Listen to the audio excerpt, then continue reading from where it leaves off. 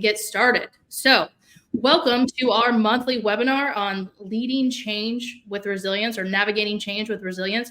We plan to do these every month for the year to just bring you some value, connect with you, and help you grow as a leader and a manager. So thank you so much for joining us, and we hope you continue to join us every month.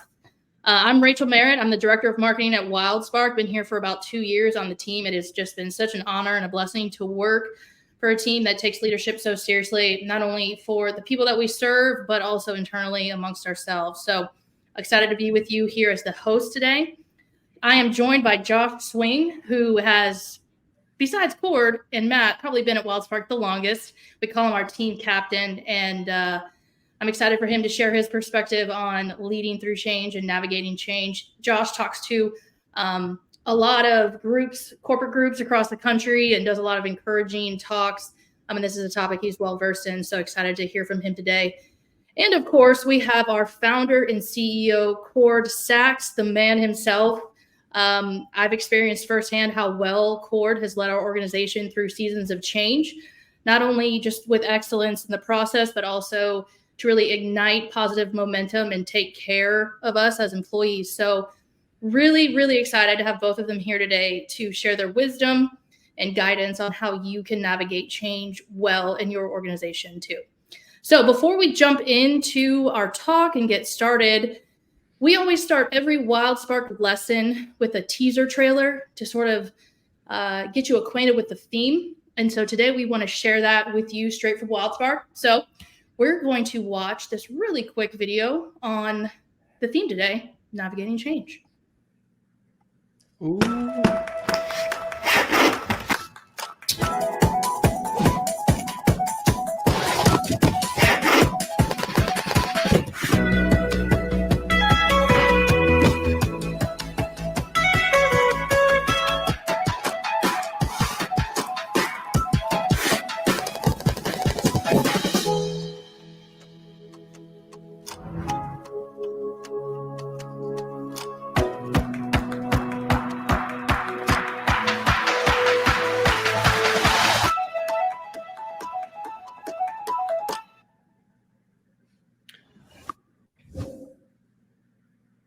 Man, I'm fired up. Sorry. Oh, let's watch it again. Yeah, I know, right? Man, such a good video. Some of you that are watching right now probably saw the boxes and tape and bubble wrap, and you started getting a little bit squeamish because moving is really hard. It's extremely painful. And if you haven't moved yet, you probably know of somebody who has some kind of nightmare story of something that went wrong that was a part of the move process. The video that you saw there was an illustration that we use without our leading change content that shows a correlation between moving and integrating any kind of successful change in your life. We're going to talk more about some access to WildSpark content here at the end of the call, give a little teaser to stick around for the end because we have some exciting news for everybody. But I know that Rachel, you have some recent experience with moving. You just moved. Do you have a painful story to share with our audience today? Man, so first of all, that video was shot in my house. So this past year we moved in a short timeline.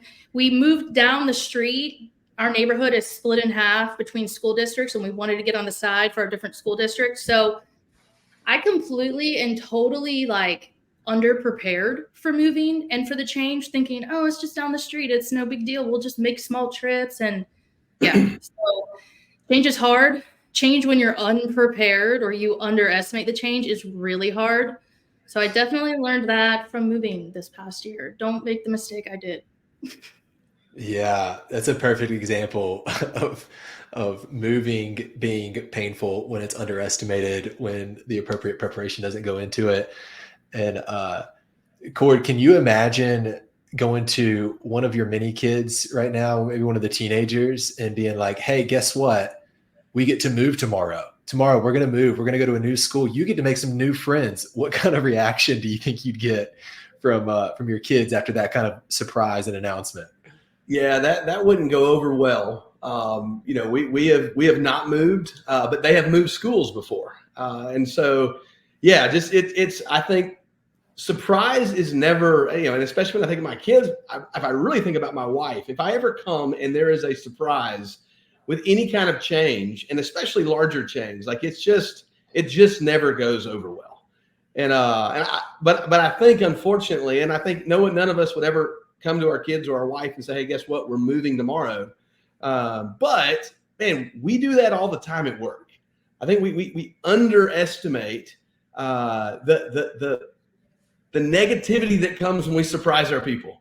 And so that's why I love what we're diving into today. I love it because we've been able to use this over and over again, just displaying a very pragmatic way. Like today is like, we're going to give you a plan, a 6-step plan, and then an equation that's going to allow us to really see our odds. Like we're going to build our plan and then throw it to Vegas and say, Vegas, what are our odds in this going well?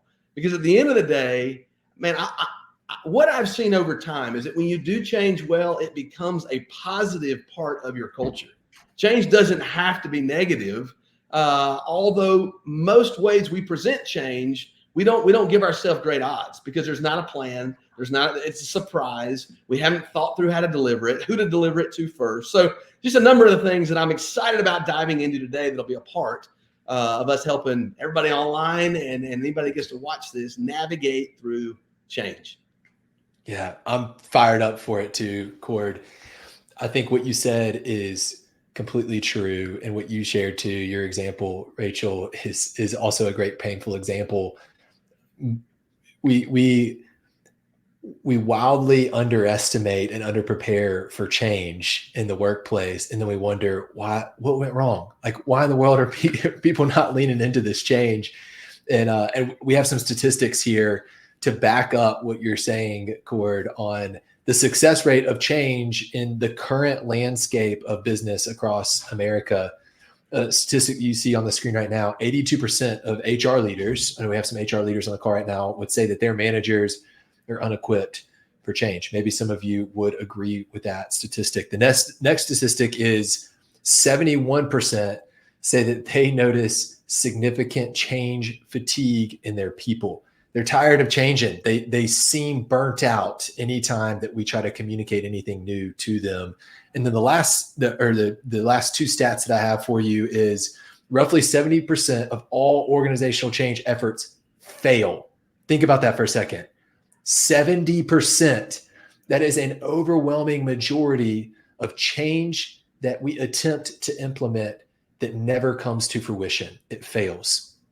And what we all know is true based on the last couple of years that we've been through is the modern workplace has experienced a drastic amount of change in a very short period of time, which goes back to bullet point number 2 that you see here. It's why we see so much fatigue right now. And I think the one thing that we can sum up from all of these statistics is we're thinking about changing personally, changing from a team perspective, or changing from an organizational perspective is change is really hard.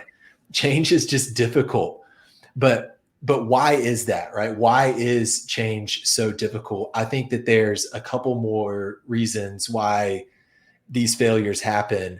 And the main reasons why change is so difficult are people prefer what is known, what is safe, what is comfortable, and what is easy. We are creatures of comfort, right? It's why we have the same routines over and over again. I love routines. Don't take away my routines or I will be an angry person, because they make us feel comfortable and safe. And it's what we know. It's easy once we lean into those habits. But change, a lot of times, is difficult. It's the challenging thing. And we haven't equipped our leaders to understand why changing is so important, why there's greener grass on the other side of that change. How do we communicate that? And how do we help them lead it internally? And so, enough bad news. Let's throw away all these negative statistics. Let's talk about something really positive. The positive thing here is there is this tremendous opportunity that exists right now when it comes to leading change. We have more young leaders in the workforce than we've ever had before who have been conditioned to change. They've been through more change in their lifetime, more so than any other generation has experienced. And they not only tolerate change, they're ready for it. They want it. They crave it. They're expecting that change to occur. And we know that market landscape, whatever industry that you're in, your market landscape will change in the next 2 to 5 years. It will be drastically different than it is now. And if we want to see results, if you have success right now, if you want that success in the future, you're not going to be able to do the same thing. And the organizations, the teams, the people that will become elite in the next 2 to 5 years are the ones that do change really, really well. So that's why I'm so fired up to do what Cord just said and give everybody some very practical ways where we can embrace change head on in a really positive and successful way. So Cord, talk to us a little bit about successful change. Yeah, Will, and I love what you said, because we're being conditioned for change right now. I mean, if you think about 2020, like we got a good run through. Everybody did. You didn't have a choice. You had to face some really, really unique times with COVID and the unique changes within our nation, and we just had a lot of change. So you combine that with the fact that the largest percentage of the workforce and those entering in now are in the millennial generation. And so they expect it. They're preconditioned for it. And so, yeah, so it's you combine that with even just Chat GPT, the way technology is changing now, AI. I mean, you don't have to look far to say, okay, wow, this is some pretty radical stuff. And if we don't do change well, we're going to get left behind. We're going to become obsolete. And it's just, it can be avoided. That's what's exciting about our talk today. I really believe we got some really practical ways and a plan to put in front of everybody today. So let's dive in. And if you've been around me, you've heard me say this before. My team's heard me say this over and over and over again. Guys, healthy things grow. Healthy things grow, and really healthy things multiply. So if you think about that, if you want to grow, and I think everybody would say, yes, I want to grow. It's never positive to stand still, to stay stagnant, to be the average. I mean, all of those things. If we're not growing, we're unhealthy. But really healthy things grow. Really healthy things multiply. So if we grow this, the first phase of the mindset there is I want to grow myself. The second phase there is the greatest way I can grow myself is to learn how to grow others. And of course, if you've been around WildSpark long enough, that's why we exist. Yes, we've built a platform and an opportunity for you to engage in personal leadership development. But the whole plan of WildSpark is to get you in a group, learning together with a group of people. Because when you grow in a group of people, you multiply into each other. And you become models for each other of even then how to multiply into others. But guess what? If you're going to grow, if you're going to multiply, both of those things involve a lot of change. And so what I would love to happen is, first of all, for the mindset of everybody on here to begin to change, that when we paint the picture for others, for ourselves and for others, to build a case for why change is a necessity, and we see it's equal to growth and multiplication, like, I think people can start to get excited about that if they really see, okay, I want to get good at change, because at the end of the day, it helps me grow and it helps me multiply. It helps me have a greater influence on those around me. And so change needs to move from being a negative initial knee jerk to being something that you're excited about, something that gets you on the edge of your seat and you lean into. And I believe if you have a plan that you can put in place, and then just a way to check yourself and measure your change plan, I believe change can become a momentum builder for your team, your department, your organization, wherever you sit in your business. Change can become something that's exciting. So we've got to start somewhere. We got to build the muscles, if you will. Most of us, we don't have strong change muscles. So it's awkward for us to start. If you've never been in a gym before and you go, it's painful. But as you go a little bit more and you go further and you get help around, and there's a plan put in place and it becomes consistent, you start to get used to it, you start to appreciate it, and then you start to realize this becomes my advantage when I go to the gym every day and I become healthy physically. So a lot of metaphors you can carry out here, But I'm excited to share a couple examples throughout. One is this metaphor of that I got from horticulture. Just very, very simple. I'm going to give you the simplest metaphor I can, but it's very pragmatic if you look at my yard, because I got a hill, and I told my wife, send me a picture. I'm going to share it today. And it was a little. I think the shadows, it didn't really paint the picture that I wanted to, but nonetheless, I have this bush in the middle of a hill, and it's the only green thing on the hill, and everything else around it is dead. And my wife keeps telling me, why does everything, all these bushes, the same bush, and why does it keep dying out year after year? And I'm down to one final bush in the middle, and we got to go and we got to start over, and we got to redo. The hill is dead.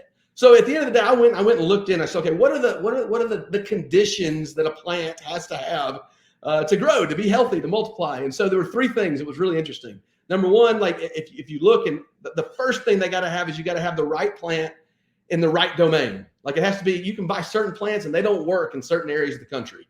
I can't go plant a cactus that's supposed to be in the desert. I can't go plant that in the mountains. It won't grow there. And so it was interesting for me to think about, the positioning of people in an organization is very similar. Like if you don't get the right people that fit your team and do your job really well, like nothing else matters in your organization or on your team if you get the wrong people. So where and who you bring in to a certain team and a certain company and a certain organization is the first most important thing you got to have. Number two, though, is you got to have healthy soil, right? A plant that's planted in unhealthy soil, that's too shallow, that's too deep, that's too rocky, that has a bunch of other weeds around it, like the plant won't grow. And that's equivalent to a company or an organization or a team's culture. So the first two non-negotiables for healthy teams that can multiply, teams that can really grow, are number one, you got to have the right people. And number two, you've got to have the right culture. You got to have a healthy culture. But what was number three was what stood out to me, and what connects to all of us today in this topic is that the third thing you've got to have for healthy bushes, healthy roses, healthy trees to grow is you have to regularly and consistently prune them. You have to cut off areas that are unhealthy. You have to remove the dead areas of branches that aren't healthy anymore. If you don't, over time, it will continually eat away at the organization, the team, the company, or the rose bush. And as you can see here on the right, if nothing is done to the group of roses on the right, eventually it will die.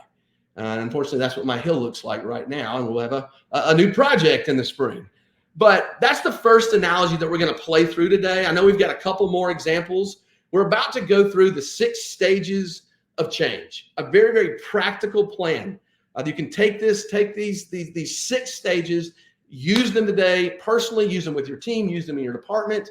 And then we're going to give you this equation that you can run any change plan through to see what your odds are of it being successful. But I also want to run it through 2 stories, 2 storylines, if you will, 2 examples, so it comes to life. And so I've got one, and then I know, Josh, you've got one as well.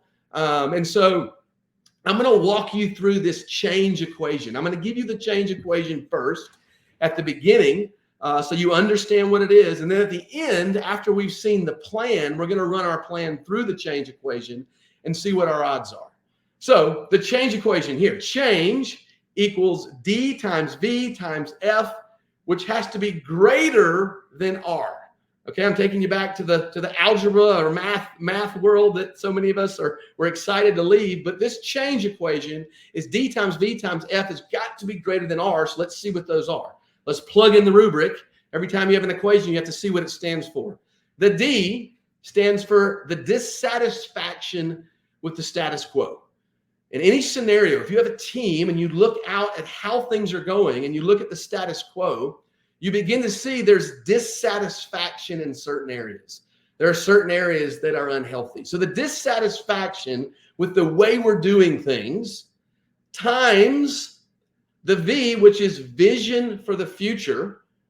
All right, so we got to see where are we off, if you will, where are things not going well. That times a vision, a future vision for something better in the future, times the first next steps. All right. It's very important that you get a plan, but really what's most important to people when they hear about change is, what's my next step? What are you asking me to do? That's the very first thing. And so if we can have the dissatisfaction with the status quo times the vision times the first next step that's super clear, if that is greater than R, and R is the resistance to the change. So we've got to have a process where we calculate and we ask questions around, what is the resistance to the change? If D times V times F is greater than R, we should have success with our change plan. But if it's not, we got to reassess. We got to look back at the plan. We got to look back, because so we can really get our odds in favor of change if we use this equation. So we're going to unpack this at the end again, but let's share briefly what our stories are that we're going to narrate through, that we're going to use as examples as we move forward. So I'm going to give you one that's pretty exciting because it's a real example. It's something we've been doing over the last 9 months, 10 months, and it involves something that actually you can be a part of if you're a part of WildSpark. And so we are super excited. I don't know if you know who this is. This is Patrick Lencioni.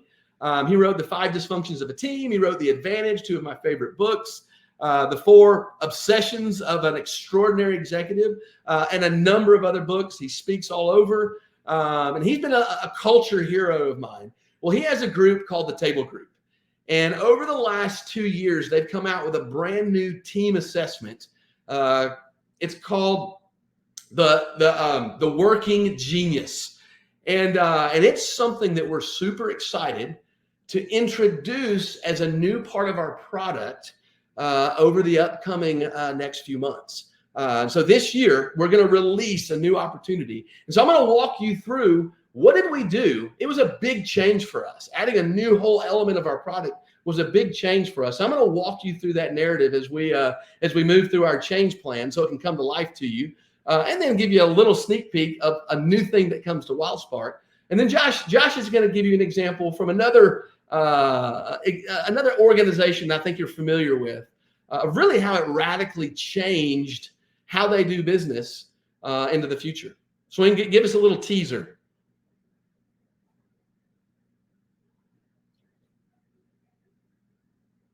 Swing, you're on mute. Chick-fil-A is as you can see on the side, somebody had to be the guy that was on mute. It was me.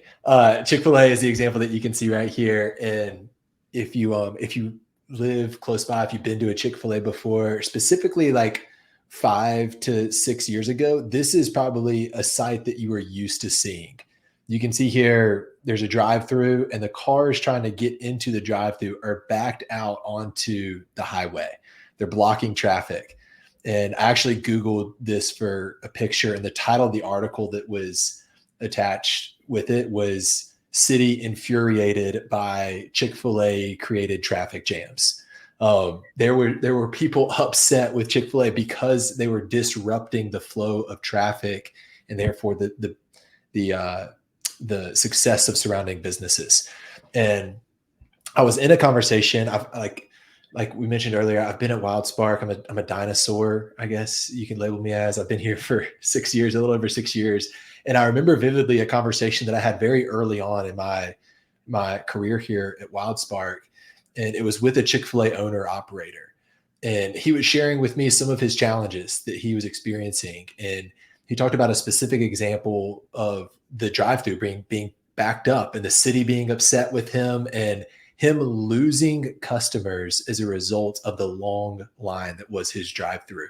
He would watch people pull in to get ready to go to Chick-fil-A, but then pull out of the line very quickly when they realized how long it was going to take them to get through it. And that was painful. What did that mean for them? It means a lack of growth they could be potentially seeing. It meant a lack of added incentives that he could begin to reinvest in his team with those additional customers that he had. Because what probably held true is that person left that line and they probably weren't going to make that mistake again. They were done trying to go to Chick-fil-A for lunch to get their lunch because they knew it was going to take terribly long. And so he decided something has to change. This is too painful. Something has to change.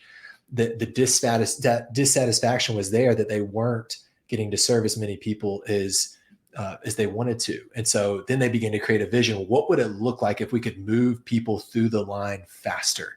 If we could support this vision to be the most caring company in our city, what would it look like to be able to serve all of these people? And as they were thinking about that, they implemented a 2-line drive-through system. Now, if you've been to Chick-fil-A recently, this is probably how you've experienced it.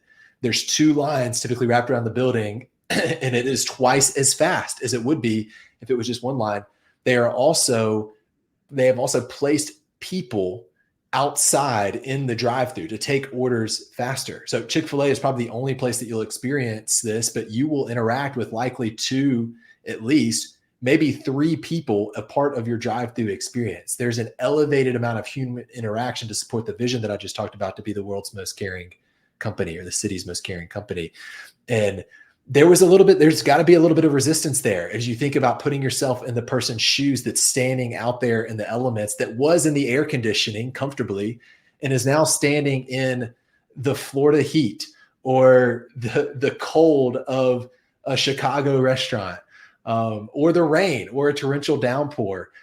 That has got to be painful for people. That has to cause some resistance. But in the end, the dissatisfaction with not being able to carry out their vision of serving people, the vision to serve more people, and then the clarity in how do we do that? Well, we split out the drive-through line into 2 separate lines, and we placed people in the drive-through line. There were very clear next steps that it outweighed the dissatisfaction with putting people out in the elements, because they were bought into the vision. And now, right, you've gone from a drive-through that was doing, 100 maybe cars in an hour, to where Chick-fil-A drive-throughs now can do 300 cars in an hour.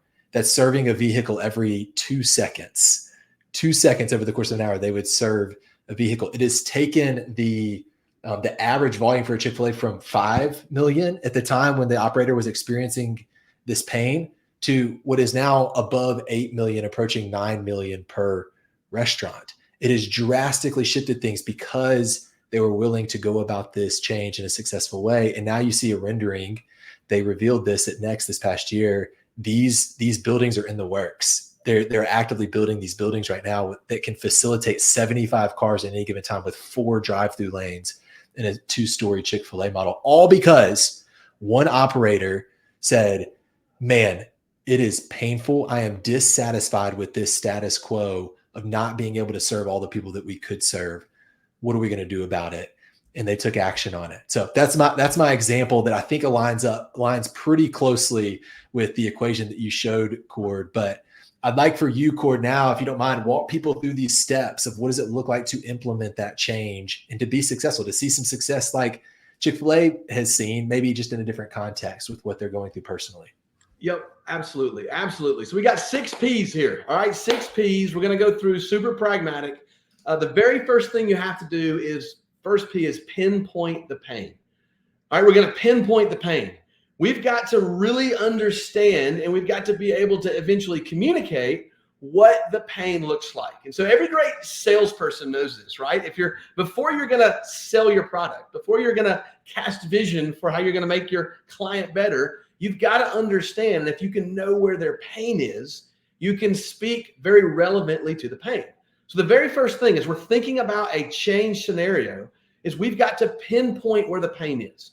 So a couple questions you're going to ask is, where do I experience the most pain and friction? All right, friction, you're looking at the status quo, the normal way we do business. Where is there friction? When you think about a car, you think about when you start hearing wheels squeak, you know there's something that's beginning to be off. There's something that's wrong. There's something, if you think about brakes, the brake pads wear down and there's metal starting to hit metal, and you hear a squeak and you hear friction that's taking place. Immediately you know, okay, wow, there is pain here. I have to get that fixed. The longer you wait, the squeakier that gets, to where you have complete metal on metal. And if you wait too long, you ruin your whole brakes and you have to get your discs replaced. And that's a lot more expensive than if you would just do the regular maintenance on your brakes. So where do you experience pain? Where do you experience the friction? And how can you begin to put that into words that other people would relate to? And then you ask this question: what's at stake if things remain the same? What's at stake if things remain the same? So the example I had, I'm going to share with you. We, through WildSpark, we have had a personal assessment in WildSpark that we've used for over 8 years now, and it's the DISC assessment. The DISC assessment is phenomenal. It's the most known assessment across the country, the most used assessment across the country, and it's phenomenal in a one-on-one setting, in a personal setting. But we realize more and more people, because WildSpark is really focused not only on giving personal growth, but putting you into a team and allowing you to have a conversation every month with your team, that we were trying to find a way to use the DISC to assess team health. And so we just found out that it just wasn't working. It wasn't connecting. It really wasn't helping teams like we wanted it to. And so the pain got enough to where we'd have clients call and they would want us to get on calls in our customer success teams. And even I would jump on calls and help them to try to use the DISC and force it into an area of help that just wasn't helpful. DISC is really good for the person to understand where they are, but it's not as good when you're trying to really understand, where do I put people in certain jobs? I've got a project that I've got a team that's about to start. Is there an assessment that I could find that would really help people do a quick assessment and then understand, this is the part of the project or the job that I need to be responsible for, because this aligns with my genius? And so we stumbled upon the working genius. And so the first thing we had to pinpoint, though, we had to pinpoint where the pain was. And so that's the very first thing you got to do. Change starts with pain that's experienced in your status quo. And then that moves us to, and Swing, you already illustrated that beautifully in the Chick-fil-A. I mean, the pain of seeing their patrons leave. They were leaving out of the line, but they weren't just leaving and missing revenue. They were frustrated, and they were telling others, I'll never go back when I see the lines that long. And so the pain, was felt. The second thing, though, that you've got to put into your plan, and you're working through with those that are going to be making this change decision with you, is you got to picture your purpose. All right. You got to picture your purpose. Okay. It's not enough for a salesman to find out the client's pain. It's important. You got to be able to relate to them around why they're in pain, but now you got to provide a solution. And so the first thing you need to do is you need to paint a picture and create vision around what the future could look like if we can eliminate this pain and provide a better outcome. So no different in sales. You're going to be selling this to a group of people. You're either selling it to your wife or spouse. You're selling this to another team member that you're wanting to do something different, to change. You're selling it to a team, a department, or maybe as a leader of an organization, you're selling this to your company. But the first thing you got to ask is, does this change align with your why, the big picture why? You start there. You don't need to have someone else say, we've got a vision and it doesn't seem to line up. Our vision here is to multiply movements of multiplying leaders. Will us adding in this new assessment that's team driven and really helps people understand the genius of where they work best in a project, along with where they get frustrated when they work? Because I don't want to put someone on a project if I know they're frustrated, if that's the job they have to do. If I could instead put them on a project or put them in a role on that project where they get to do what they're really good at. So me knowing what their genius is and their frustration would allow me, yes, to make teams more successful. That would help us reach our big why of multiplying movements, of multiplying leaders, because we can get teams working more successfully. I can cast that vision to our team. How does this make our team better? I compare again against the pain and where the pain was, but here's how it makes them better. This assessment is so accurate, not on just personality, but with how people work, that and there's only six functions of this working genius that they have to understand.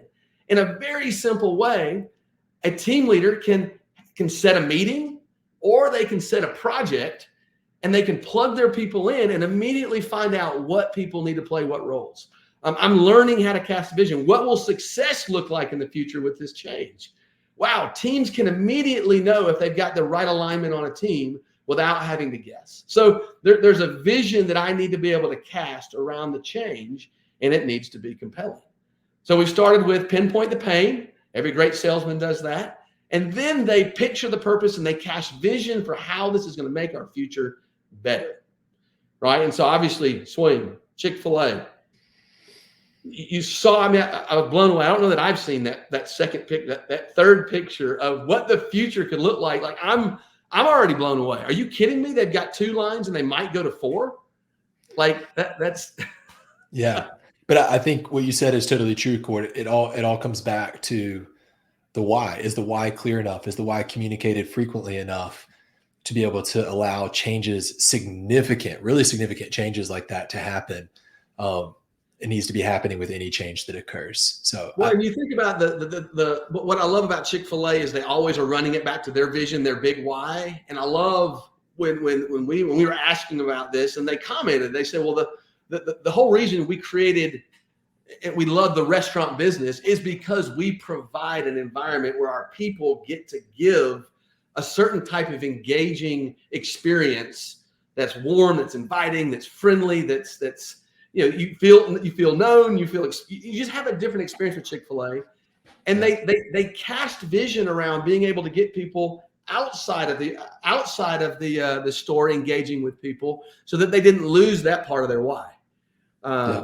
And I've heard operators say we could actually shut down our restaurants and do more business if we just kept our drive-through lines. When we came back from COVID, they had to open up their restaurants. But I love that they didn't make that change because it went against their why.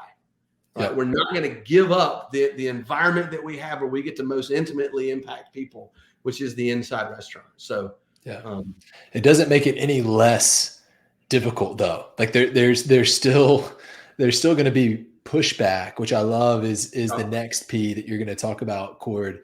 It doesn't discount the fact that it's going to be a hard thing to do. And which is why it needs to be a priority that you're thinking about this. And I think this may be the one that gets overlooked the most. That's right. So now is when, now the third P is prioritize the pushback, right? We have to prioritize now. What will the pushback be?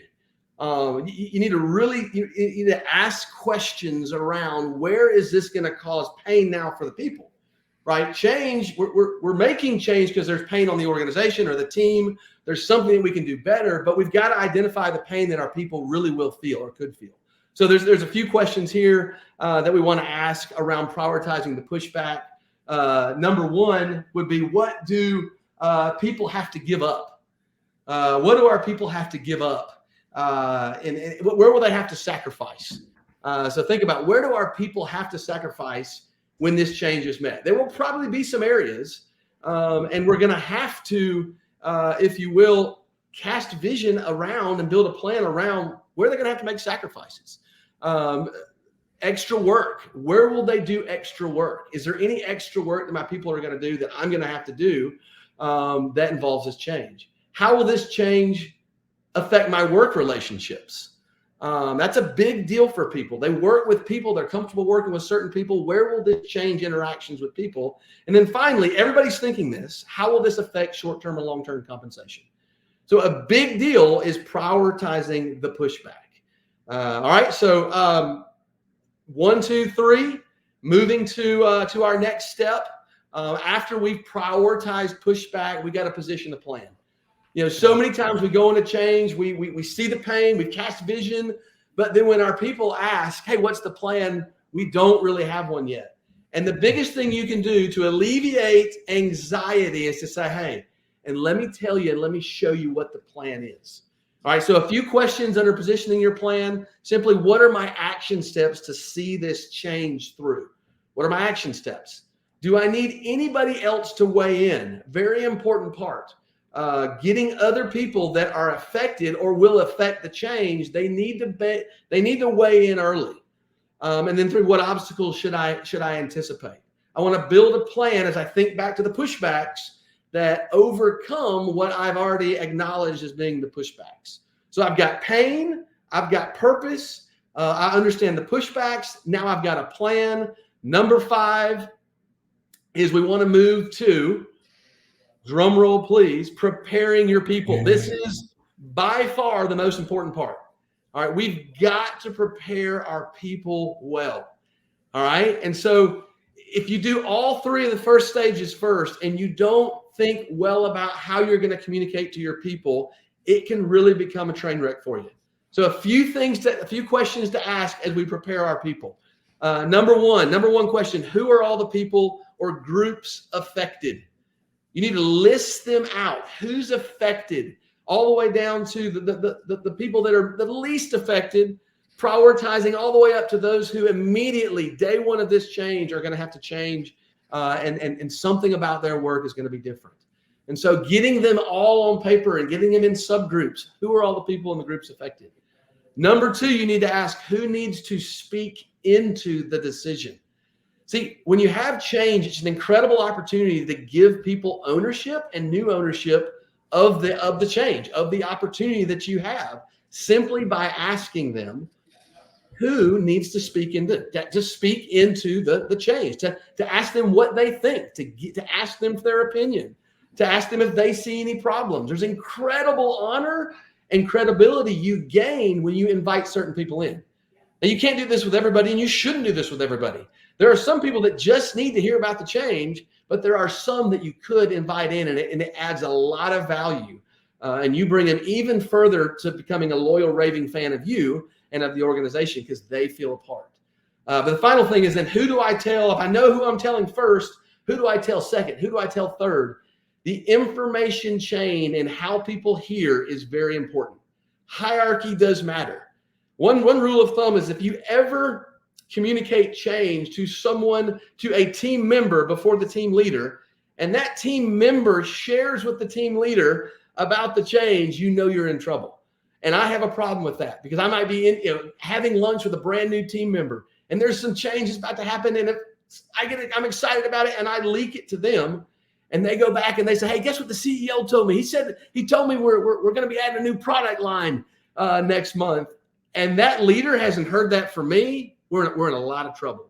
I've lost a lot of credibility. So structuring your communication chain and who is told, who needs to weigh in first, but then hierarchy does matter. And how you deliver change does matter. So your communication plan is super important.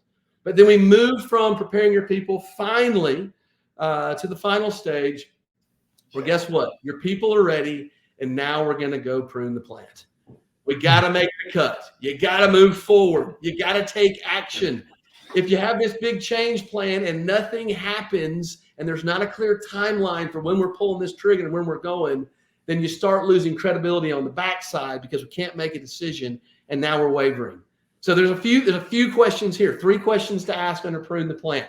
Number 1, if I checked my change equation, we're going to do that here. What are my odds? We're going to go back here and do that really quickly. Do I have a cadence of evaluation? Once you launch, you need to evaluate. Hey, how's it going? Again, going back to your people list and asking those in the prioritized way, how's it going? Day 1, what was it like? How'd the people respond? How'd your team respond? Have a cadence of evaluation. And then thirdly, most importantly, have a structure of accountability. Change is not easy. Most people don't naturally love change. So you've got to have accountability for getting the new set of instructions, the new set of expectations, the plan that you've created. We've got to have accountability for getting it into a normal routine. So those are our 6 steps for moving through change. Now let's real quick go run it through our change equation. All right, the change equation again. Let's flip to the description again. D equals dissatisfaction. We covered that. Have you pinpointed the pain now? And the pain is enough. We did that with our working genius. It was enough that we really don't have any really good way to help people use and leverage teams. There's a dissatisfaction. Did I give them a good vision? But we can use this working genius and we can launch this through WildSpark. And now teams can have an opportunity to plug anybody in to this, to put their names on into the equation, if you will. And we can see how they spit out and where they're going to be able to leverage their unique gifts for their team. The vision was clear. The first next steps, one of the first next steps we did with the working genius, we said, hey, everybody, let's just take it. Let's take the assessment ourselves. That was a simple first next step. It got a lot of buy-in. And then we calculated the resistance to the change. We realized as we weighed all that to the resistance to the change, yes, the development team was going to have to develop new code. They were going to have to reprioritize this into our development and other things. We had to say no. Our salespeople had to learn to sell it. They would have to be certified, and that's more work for them. Our support team, our customer success, would have to learn how to walk HR leaders through the working genius so that they become experts in it. So it wasn't a light load in light of the resistance and the extra work.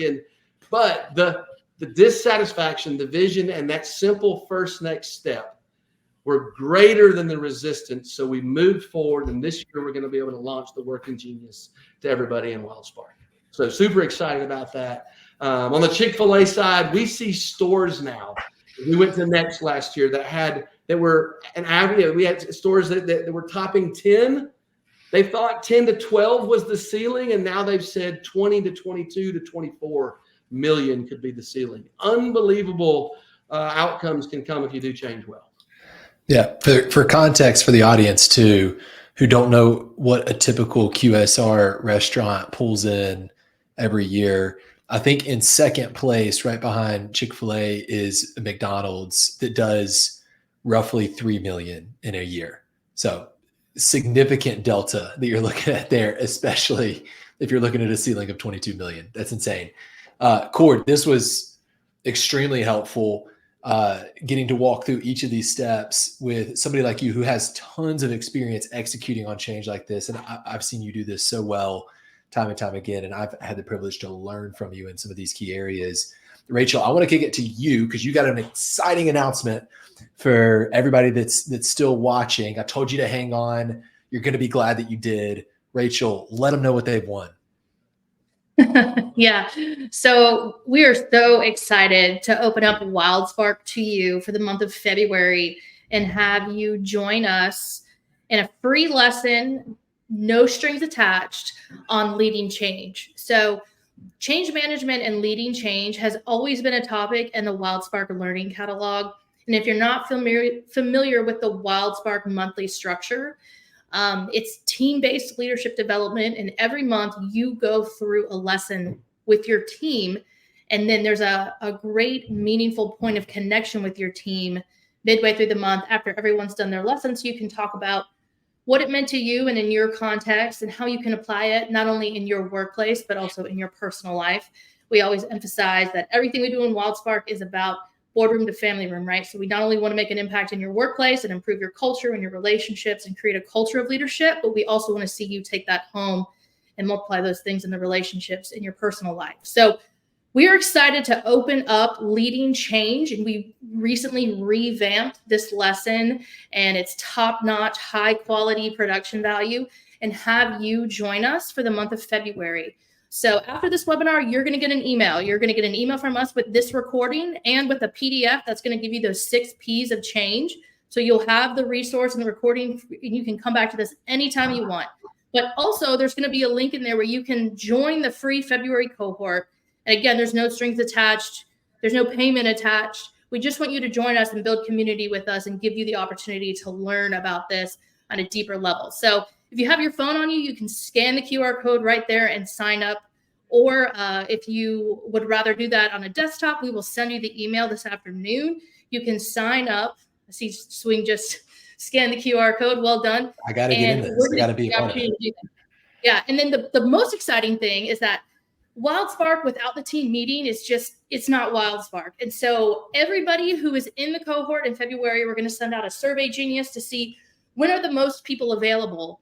And we're all going to jump on a Zoom call and have a guided discussion through the lesson. And we're going to give you insights and additional tips and tools and all sorts of things and talk about practical application and even have a Q&A about what does change look like in your organization or in your situation. So please, please, please, we would love to have you join us. We're all about building community and networking and connections. And so sign up for the Leading Change cohort in February. We're going to do more of these throughout the year as well. We would love to connect with you that way and just have that touch point with you. Yeah, I will double down on what you just said, Rachel. Don't miss out on this opportunity. I don't even know what dollar amount I would put on this, but it is an invaluable experience to how this has impacted my personal life. Like, just simply personally changing and growing and getting better as a person, for me, has changed significantly since going through this leading change unit. And so I know that your life could radically change getting to go through this. And this is not where you grow the most. You do not grow the most as knowledgeable and full of wisdom as Sachs is. You do not grow the most by listening to this webinar. You grow the most by practicing and doing those things with other people in community. So you'll get the opportunity to think about this framework and apply it to your personal life and share that with other people who are also actively trying to grow themselves, their teams, and their organization. So like I said, you don't want to miss out on this. It's like if you're paying for WildSpark, it would be like $150 value, but I think the return that you would get is going to be thousands and thousands of dollars in your life personally. So sorry, I'll get off my soapbox. I love WildSpark. Yeah, Swing always says, if you cut me open, I bleed WildSpark red, and I love that. But we didn't have any questions necessarily about what change might be looking like for you in your personal context or in your workplace. But if you have any, please feel free to reach out to us on LinkedIn, or when we send you that email this afternoon, you can reply to that email. It'll go back to the team. It doesn't just go to some random place in the ether. We will see your response and be happy to talk with you about any questions you have or any way that we can just serve and help you.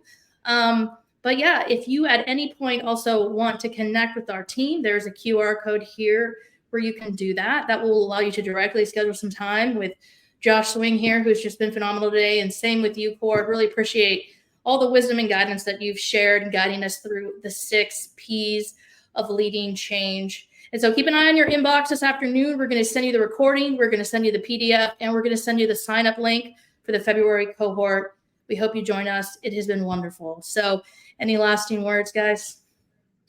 No. Go do change well. Grow people.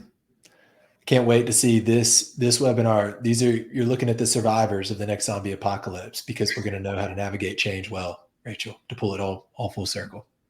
The Rock, Tim Tebow, and Daryl from The Walking Dead. Well, thanks everybody. Lauren just put a message in the comments that I just have to acknowledge, and it's that Hampton and Megan are the best.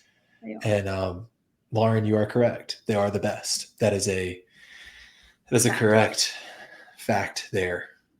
And we love that you're loving WildSpark.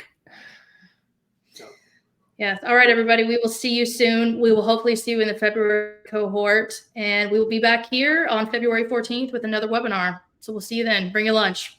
Bye.